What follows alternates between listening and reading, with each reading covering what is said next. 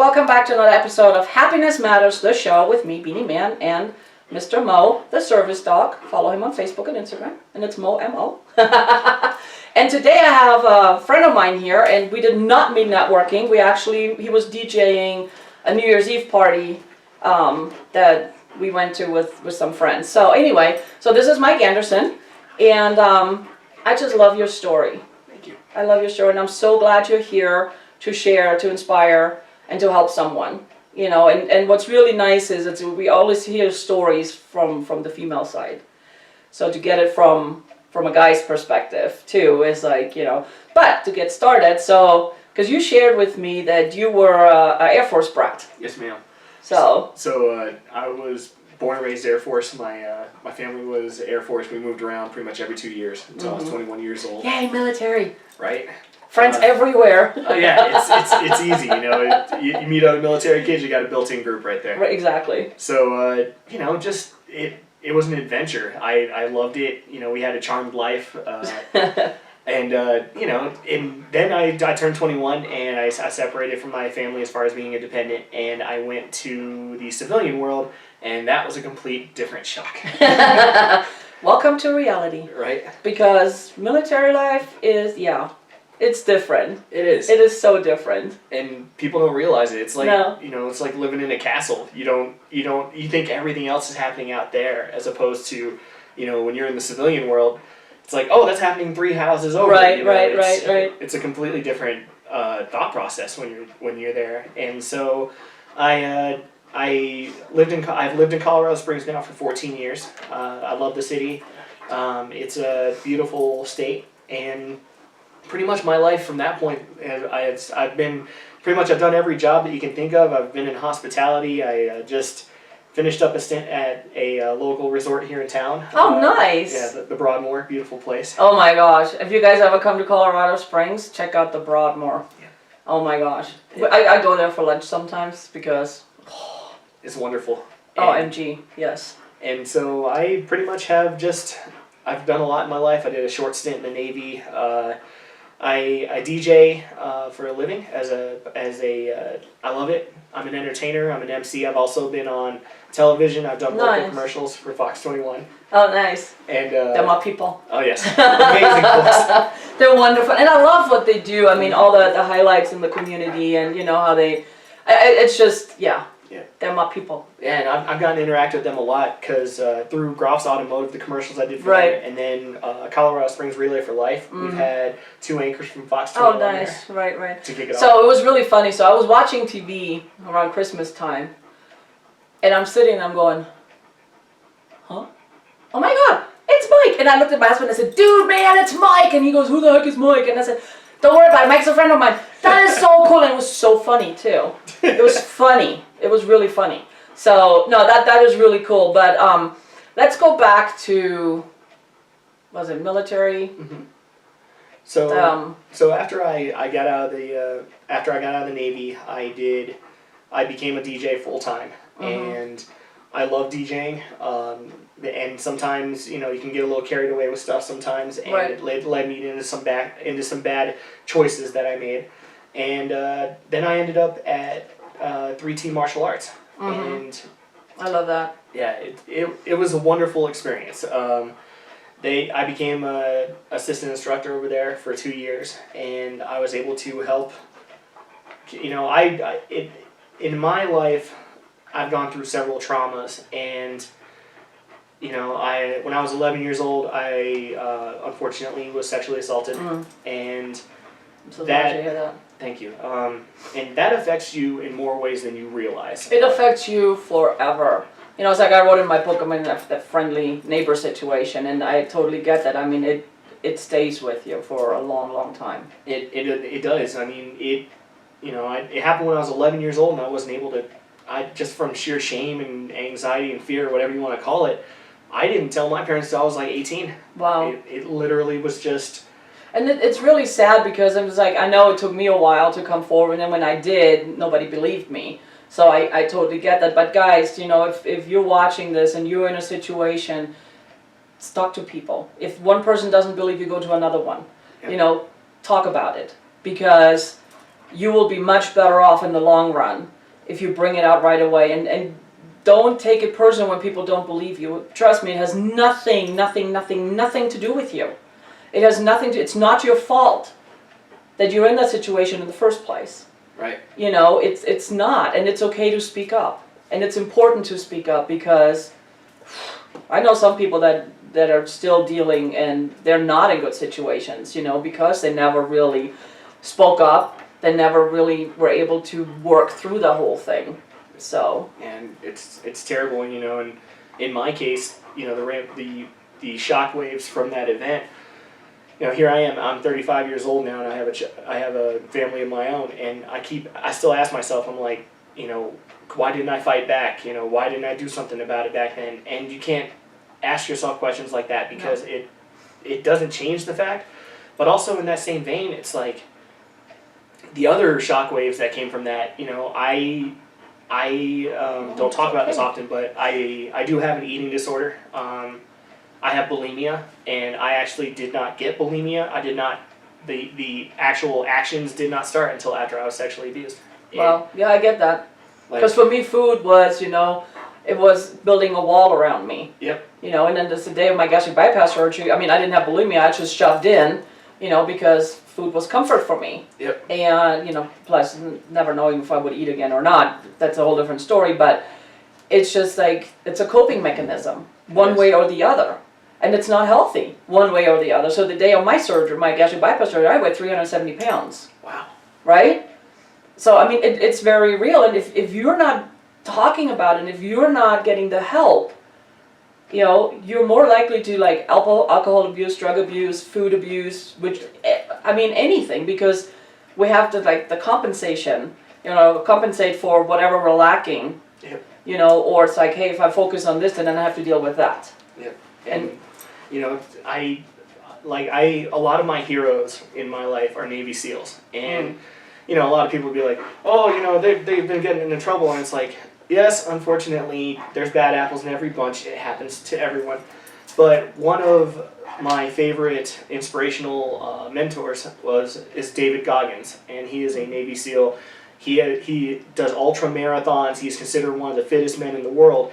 And he even dealt with, you know, abuse when he was a child, and he had an incredibly terrible life. His book is amazing. But one of the things that stuck out to me is he goes, you can have everything.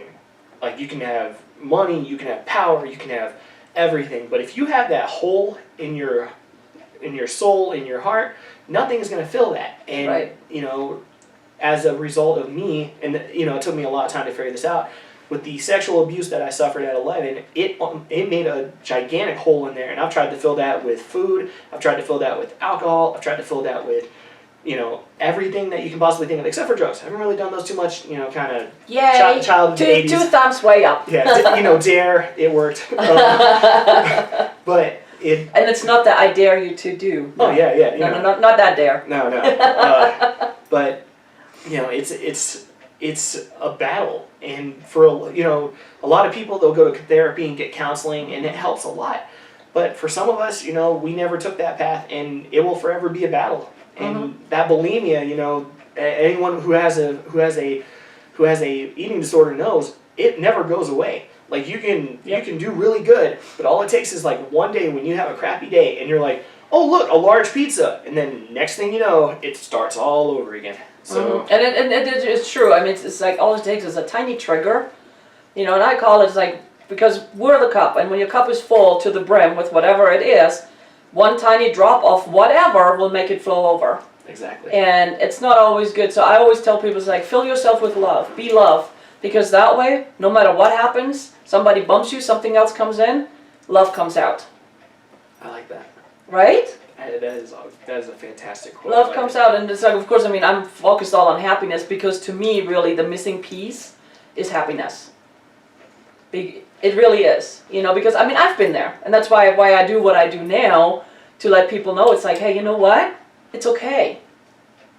But the missing piece, to me, the key ingredient to life really is happiness.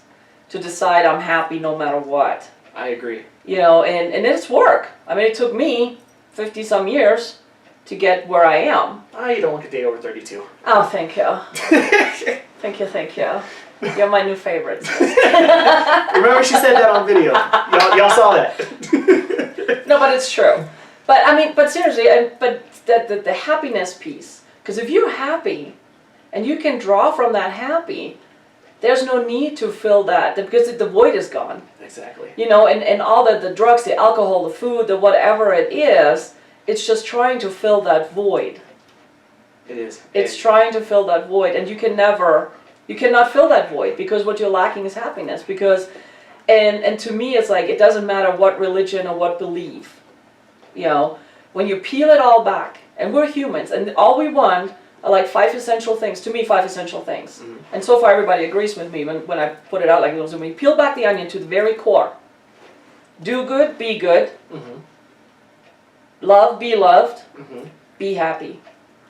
That's it. That's it. I mean, at the very core, that's it. Do good, be good, love, be loved, and be happy. That's pretty much like cut and dry right there. Yeah, I'm that kind of person. Like, I like it. That's how it is. That's what. Yeah. Yeah. Some people are like, you are really blunt and brutal. I'm like, it's called honesty. I'm not much of really sugarcoating things, you know, because it's like if you need help, if you come to me for help and advice, okay, I always ask people, it's like, okay, do you want the truth? You know, because I'm not gonna lie, because my thing is, lie to me, play me, I'm done. So I don't lie, I don't play. It's like, you come for help, here it is. Do with it what you want. Right. But also know it always comes from a place of love. Right. Because I want the best for you. What you do with that information is so, and it's so interesting too, because everybody wants you to be honest with them, but when you are, they get their panties in a bunch. A lot of people do. It's true, and you know, I'll admit, my fiance Beth. Hi, I know you're probably watching this right now. She is brutally honest, much like yourself, and it is a thing I respect. And I say this because I love you and I love her. Just so you know, I'm saying it on national television. It just sometimes, you know, it's like sometimes that brutal honesty, it's grating.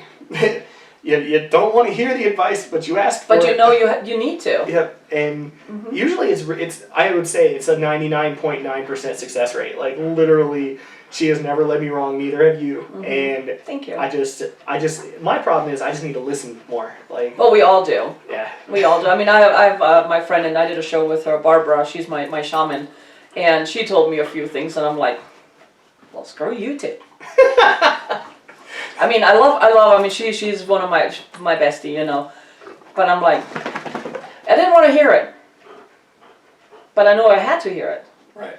Because, I mean, that's the only way we can grow and move forward and overcome what we need to overcome, because if we're not, and sometimes we can't see the forest because of all the trees. I mean, that is so true, because we are so in this mindset, you know, it's like, we cannot see the other perspectives.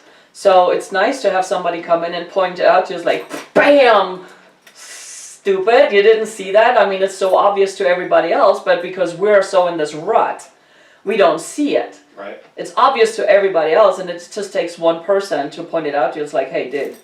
Yep. Like, did you look in the mirror lately? Yeah, and Beth does the same thing. You know, if I'm, one of my issues following up with, you know, it's like I said, it's like an earthquake. You had the event when you was 11, and the shockwaves just keep going out. Yep. And you know, I've dealt with depression. I've dealt with suicidal thoughts. I've dealt with that whole darkness. Pretty much any darkness you can conceive, I've dealt with it on that some level. And then it's very common when stuff like that happens, and you're not dealing with it. Yeah, and it gets pretty dark sometimes. And, oh yeah. You know, God bless Beth. She's there to go. Thank you, Beth. Yeah, thank you. She's like, you know, she's like the other night I was having a moment, and she's like, you know, you're putting yourself there. Mm-hmm. No one else is going, you know, you're a failure or yada yada yada. You are literally sitting in the hole going, I love you a lot, Beth. You and I should talk. Yeah, and it's you know, it's like you said, those 5 tenets though about the happiness. Mm-hmm. It's if you genuinely find that happiness, you'll be okay. And at the end of the day, I mean, obviously, there's situations when things are incredibly bad, like people dealing with cancer and stuff like that. But as long as you got that hope, you got something to hold on to. Well, it's not only that, but it's like no matter what you have, it's your attitude and your belief system and whatever that is, that will get you through and that will help you. Yeah. And it can make or break you. Your mindset will make or break you. Yep. And what's really good too is what I learned, through my life's journey is, stuff happened in the past. It's in the past, it happened. There's nothing you can do about it anymore. Right. Okay? You don't know what's coming in the future. You have no control over that. You can probably go in the general direction, but you cannot direct every single moment and aspect of your life. The only thing we have control over is this very moment right now. That's true. This very moment. And the other thing too is, we always say, it's like, you'll make me so mad. Well, newsflash, nobody can make you mad. That's true. They can aggravate you, but they cannot make you mad. They cannot make you happy. They cannot make you anything because you are in control of those feelings and emotions. Yep. And only in this very moment. Yep. So if somebody ticks you off, I'm like, no, you don't. I make me. And immediately for me it stops. Now that I have that awareness, I'm like, let it go. Yep. Not worth it. It's like the SEALs say, Right. Life presents its own circumstances. It's up to you to control yourself and deal with them. Exactly. And it's all about how we react to things. It's the way we talk about it in our heads. And it's like one of my favorite things is like, would you be offended if somebody talked to you the way you talk to yourself? Yeah, probably. Most people would be, yes. Yeah. Absolutely. But that's what I'm saying. It's like we are in control of our thoughts, of our feelings, and only in this very moment. That is very true. Stuff happened in the past. What we're hanging on is the memories. If it's not serving you, gotta let it go. Let it go. Love on it. Appreciate it. Thank you for the lesson. Because you always be grateful. My thing is like always be grateful. Always come from a place of gratitude and love, of course, but be grateful. And sometimes it's just be grateful for the lesson and what not to do. See, I wish I'd known you like 10 years ago. That'd have been some craziness, but... Well, I wasn't at this place 10 years ago. 10 years ago, we would not have had this conversation. Gotcha. So, but seriously, so there's always something to be grateful for, and always find that positive. Always find that one. And even it's like, I learned I will not do this again, but still. Mo's looking at me like, are you okay, human? I know, I'm fine. He's so cute. That's adorable. But yeah, always come from a place of love and gratitude. And like I said, worst case, it's not even worst case, be grateful for the lesson and what not to do. Because there's always something to look forward to and to build from. And my thing is, no matter how dark it was, I was always hoping, it was just like, when, like on campfires, you have this little glimmer of little ash that's still glimmering, that was me in the dark sometimes. It was just this and this. I got focused on that one, not on all the dark around. I try to focus on that. Some days more successful than others, but you've been there. Yeah. So you totally get that. And it's like, and then all of a sudden there's light at the end of the tunnel. And of course my first fear was, oh no, it's a freight train, it's gonna hit me. Well, because we're so used to getting hit with negative stuff. We're so used to getting another whammy and another whammy and another whammy. So when there's light all of a sudden, we don't even know what to do with it. Yeah. So no, it's not a freight train, guys. It's really not. There's really, and I talked about it in other shows before. It's like, reach out, ask for help. Yep. Reach out. You're not alone. You are not alone. And I'm so grateful you're here today and shared that story with the sexual abuse from a guy's side. Thank you. Because we hear it, 99% it's women. We hear the stories. And guys don't speak up. Yep. Very, very rarely do guys speak up. So I have so much respect for you. I appreciate you so much for doing that.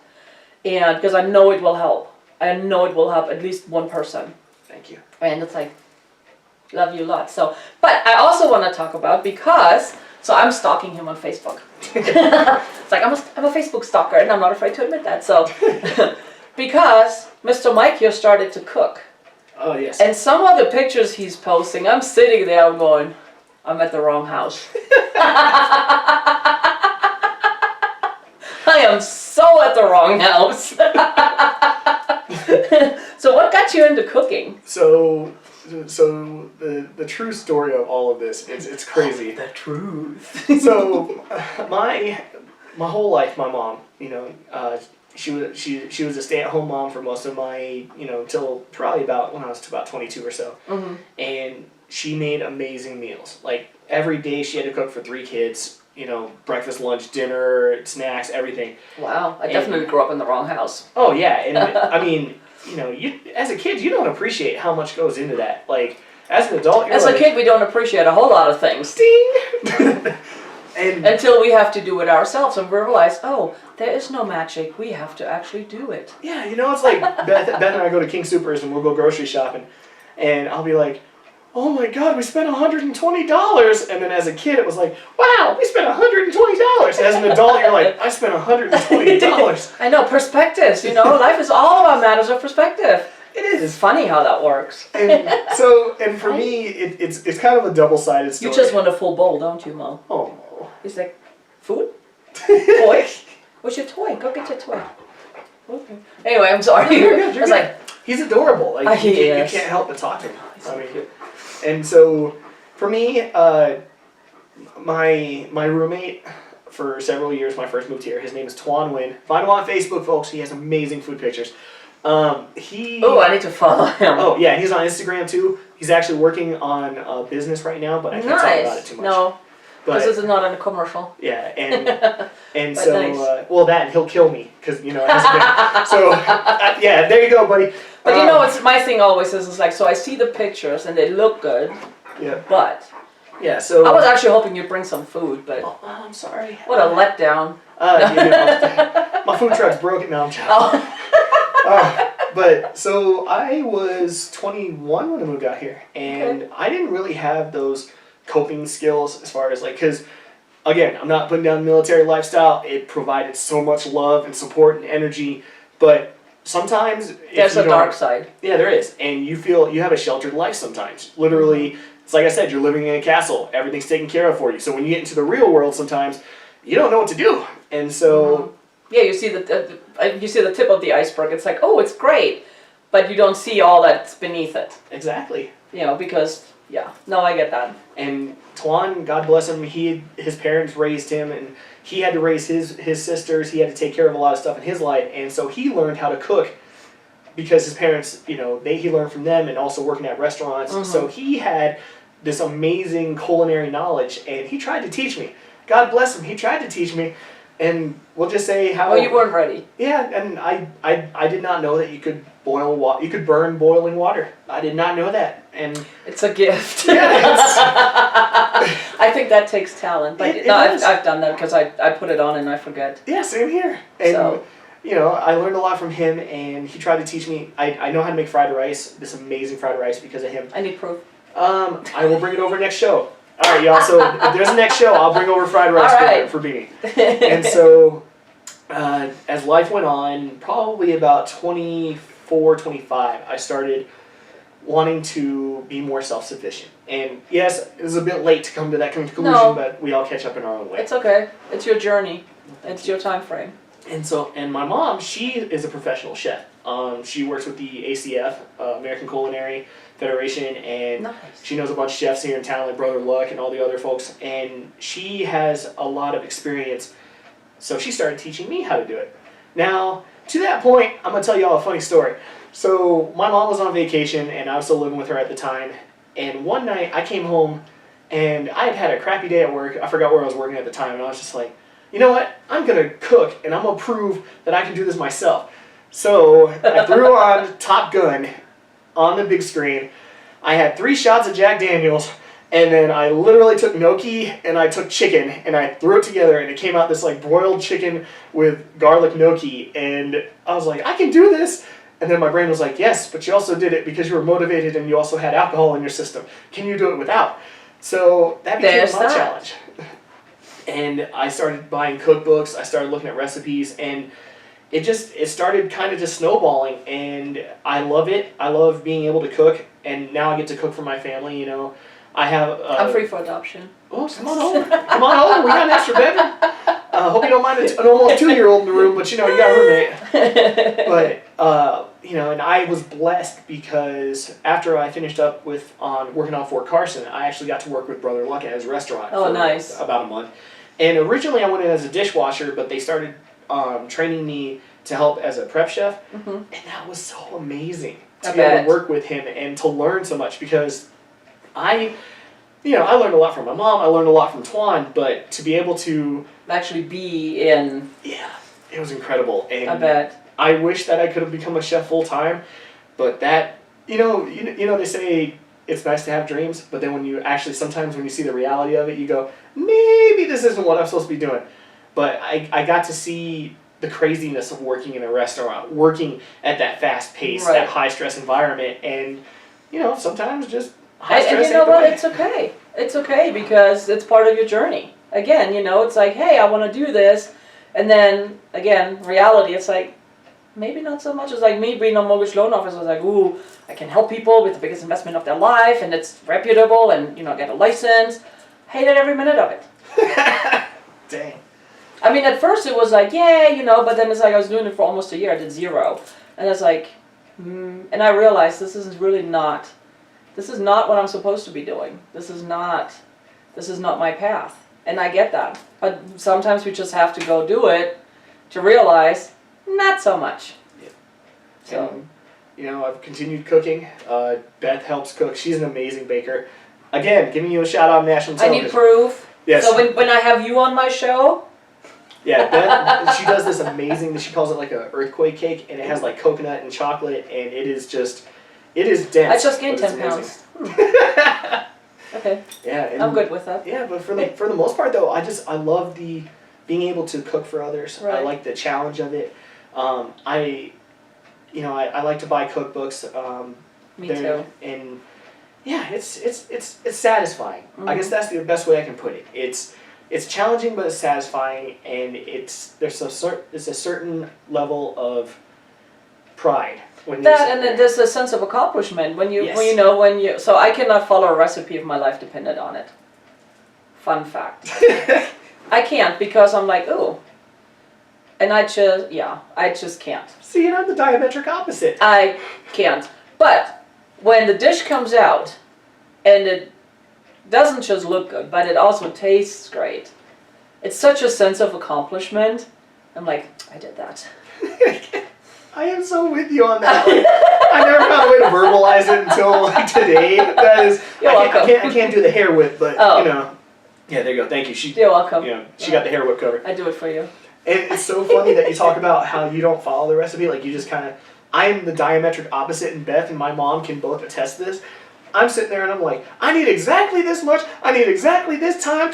See, to me, recipes are guidelines. And that's what my mom says. And she'll sit there and she'll go, oh, you need a little more salt. I'm like, no, Mom, the book says this. And she goes, Michael, who's been cooking longer? And I'm like, you, but I'm still cooking from the book. And yeah, it comes out better. Yeah, so I love cookbooks for the longest time. So in my house, I have one big shelf, nothing but cookbooks. And then I think I have like 3 more boxes in the garage. Nice. You know, and it's so funny. So every once in a while I find a new cookbook and I put it in. And somehow Jeff, my husband, he's standing there. He goes, huh, when did you get that one? Oh, honey, a long time ago. Wasn't there last time I looked. Oh, honey, last time you looked was a long time ago. But now I've gotten so busy I don't. And plus the kids are out the house, so I don't really cook anymore. But yeah, I love cookbooks. But to me, it's just to get ideas. And, oh, this looks good. But I don't like this ingredient. I think it would be better with this. And I just play. Same with like seasonings and stuff. There's some that I'm like, yes, ooh, this would go good in there.